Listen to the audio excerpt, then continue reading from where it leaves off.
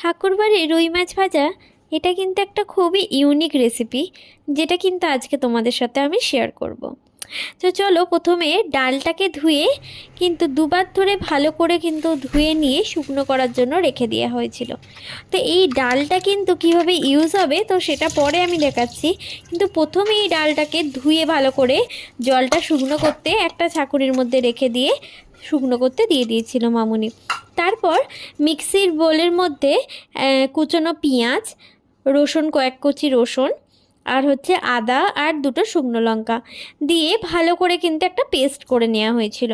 তারপর এটার যে প্রধান উপকরণ গোটা গোলমরিচ, এলাচ, দারচিনি আর লবঙ্গ, এটা কিন্তু প্রধান উপকরণ এই রান্নার।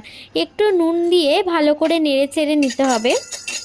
তারপরে শিলেতে খুব ভালো করে কিন্তু মামুনি মশলাটাকে পিষে নিয়েছিল। তো পেশা হয়ে গেলে তারপর একটা বোলের মধ্যে আমরা কিন্তু 3 পিস মাছ নিয়েছিলাম। তো তোমরা যদি 4 পিস 5 পিস নিতে চাও নিতে পারো, আমরা 3 পিস নিয়েছিলাম। তো এর মধ্যে আদা রসুন বাটাটা দিয়ে দেওয়া হয়েছিল। তো তারপর এর মধ্যে ওই যে প্রধান যে মশলাটা যেটা এই রান্নার, তো ওইটা কিন্তু দিয়ে দেওয়া হয়েছিল। তারপর পরিমাণ মতো নুন আর হলুদ গুঁড়ো, কাশ্মীরি লঙ্কার গুঁড়ো আর সর্ষের তেল দিয়ে ভালো করে মাখিয়ে নিয়েছিল।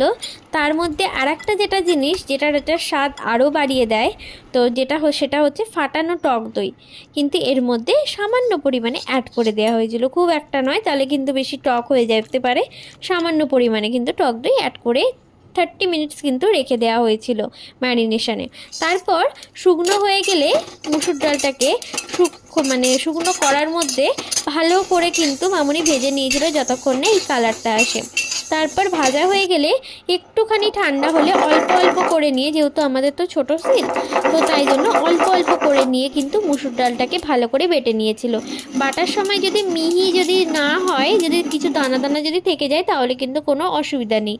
তো তারপরে এই ম্যারিনেশনটা দেখতে পাচ্ছে, এই ম্যারিনেশন করা মাছটাকে এর মধ্যে ভালো করে কিন্তু কোটিং করে নিতে হবে, চেপে চেপে প্রায় হাত দিয়ে, ড্রাই হাত দিয়ে একটা হাত দিয়ে করো, আর যেই হাতটা মাছে দেবে ওইটা দিয়ে অবশ্যই নয়। তো তারপরে কিন্তু ছাঁকা তেলে এইভাবে কিন্তু মাছগুলো সুন্দর করে লাল দিয়ে ভেজে নিতে হবে। হ্যাঁ, গ্যাসের ফ্লেমটা কিন্তু অবশ্যই এই লো টু মিডিয়াম রাখতে হবে, নাহলে কিন্তু মাছের ভেতরটা কিন্তু কাঁচা রয়ে যাওয়ার সম্ভাবনা থাকবে।